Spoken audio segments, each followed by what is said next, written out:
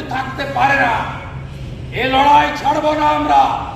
Court monitoring CBI হয়েছে, CBI সর্বোচ্চ গুরুত্ব দিয়ে আজকে ভোরেই দিল্লি থেকে বাছাই করা বাঘা অফিসারদের নামিয়েছে। ধর্ষকরা তো জেলে যাবে, ফাঁসি তো তাদের হবে, সঙ্গে মমতা ব্যানার্জির পদত্যাগ হবে। মমতা ব্যানার্জির বন্ধু ব্যক্তিগত চিকিৎসক ডক্টর এসপি দাস, যিনি বকলমে স্বাস্থ্যমন্ত্রী, তার গ্রেপ্তার হবে। বিনীত গোয়েল প্রস্তুত থাকুন, আপনারও 12টা বাজবে।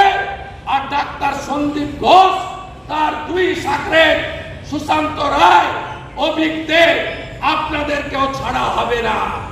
ভারতীয় জনতা পার্টির বিধায়করা